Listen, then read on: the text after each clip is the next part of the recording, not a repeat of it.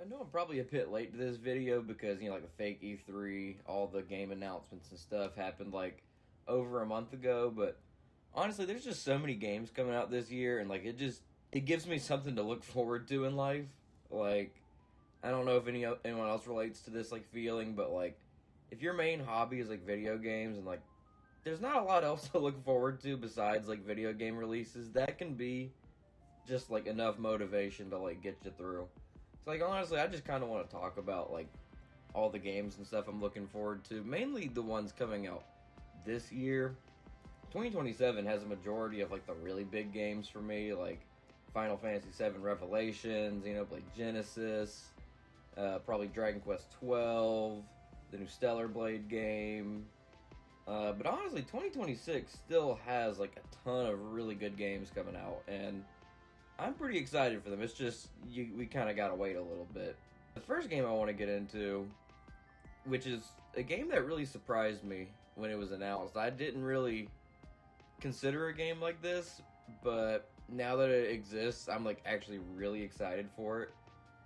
Final Fantasy Resonance. It's like a return to turn-based combat. It's the first HD 2D Final Fantasy game. I know like the story and like the framework of the game is based off of the mobile game Brave Exvius, and I played like a little bit of it. It was nothing like too crazy, but I did hear the story of that game was pretty good. I mean, just those classic Final Fantasy games just have a certain like cozy feel to them. Like they're familiar, they're not too complicated, but they're still fun and usually offer a lot of character building. The stories are still usually really good. I feel like this one will be even better than like a lot of classic Final Fantasy stories. I've played Final Fantasy 4, I've played 5, 6, I've played 1. I haven't played 2 or 3 yet, but I really don't feel like I'm missing that much from those. I will eventually, but anyway. Like, those games still have great stories, especially 6, but I could really see this one being in, like, a different league, just because, it's more modern storytelling and stuff like that. But yeah, I'm, like, actually really looking forward to this game. They did a similar thing with Octopath Traveler 0, which was a mobile game, and I actually ended up really loving that game. It was pretty long, it's, like, over 100 hours long, but it just feels like they're, like, unearthing a story that not a lot of people got to experience, but putting it in a way that's not so mobile gamey, And this game seems like it's got its own like completely different combat system, because the mobile game was like kind of an auto battler, but this is return to turn-based combat. It has like a stagger meter.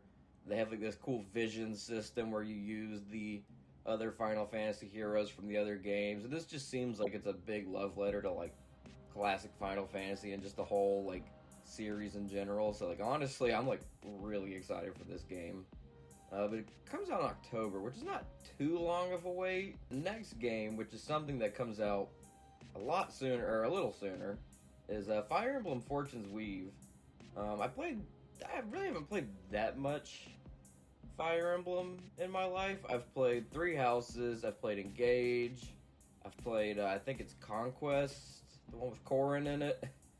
And I know there's like 2 different versions. I played the one where you side with like Camilla and like her family. I don't really remember too much about it, but I do remember enjoying it. But anyway, I haven't played like too much Fire Emblem, but I remember really loving Three Houses. It had like all the social aspects and like the pretty in-depth tactical RPG gameplay. I actually really like the gameplay and Fire Emblem Engage more than Three Houses. I remember playing it and being like, wait, this is actually like a little bit more in-depth. So I hope that this game kind of mixes like the Engage gameplay with like the great storytelling and stuff of Three Houses. And it seems like it's either like it's somehow related to Three Houses. So that's already pretty promising, and the fact that like it's gonna take place in that world and we're gonna get more of like that kind of story. The next game I'm gonna get into is the Metaphor Switch 2 port. I know this game's like already out, so whether you'd say this is a new game release or not, But I've actually been playing Persona 5 Royal for the first time, which is also actually my first like Atlas game, and it took me a little bit to start enjoying it because like the beginning was just really slow and talky. But when they give you more freedom and it like balances out, I actually end up really liking it. And Metaphor just kind of seems like it was like made for me. Like this is the Atlas game that was like made for me. Like the fantasy setting, like the more serious kind of story. Because Persona 5 story, man, it's really good, but I wouldn't say it's like super serious a ton of the times. I mean, it is, but it's also very angsty high school kind of thing. Where this seems more like like adult fantasy kind of thing, and that I usually really like those kind of stories. I've heard a ton of amazing things about this game. I really don't know too much, and honestly, I think that's kind of a blessing that I don't know a whole lot, because I'll get to go into it pretty blind. But yeah, I'm really looking forward to that. I'm a little worried because it comes out in November, and I also think that's when this next game is coming out, which is the Ocarina of Time remake. I didn't really play much Ocarina of Time growing up. Like I wasn't born like in the 90s playing games back then. But I did play a lot of it in my childhood through the GameCube and Wii ports of it, and then the 3DS version. And I always kind of sucked at the game as a kid. I never knew what to do. I was really bad at solving puzzles. So it took me a long time to like actually end up beating that game. And it was kind of like a disconnected experience for me. But like this seems like it's gonna be like a big modernization of that game. Like hopefully like the definitive way to play it. I know there's a lot of N64 version like Die Hard, so I guess that kind of depends.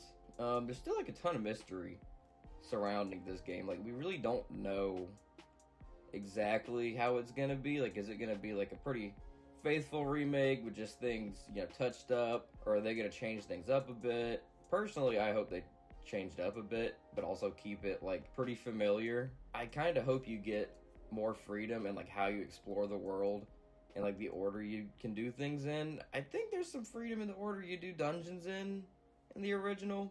Like I don't think you have to do them in quite a certain order. I definitely think the main thing they need to do is like fill out Hyrule Fields, or like just make it this big area with like stuff to do. You can even take little mini shrines like Breath of the Wild. Just have more going on there. I think there's like huge potential for this to be like a really interesting take on Ocarina of Time. And personally, I hope this does really good so that they then make a Majora's Mask remake, because that's the one I've actually always preferred. I really like that game. So seeing that game in like a full remake style would be amazing. And the last game, which is something that I really don't see many people talk about, but it's Dragon Quest Monsters, Withered World. I haven't played too much Dragon Quest Monsters. I played Dark Prince, and I played a good bit of one of the Joker games. It's like a mix of Pokemon and like Shin Megami Tensei with like the Dragon Quest style. It's a more simple, fun monster catcher with like the similar lighthearted tone and stuff as Dragon Quest, and that series is just known for a ton of really like interesting and like funny and just unique monster designs, and it's just kind of fun just like explore the world and catch the familiar monsters, fuse them to see what kind of thing you get. And gameplay wise, it plays like a pretty similar Dragon Quest game. Like you have 4 party members, but you have like complete control over who they are, what they can do.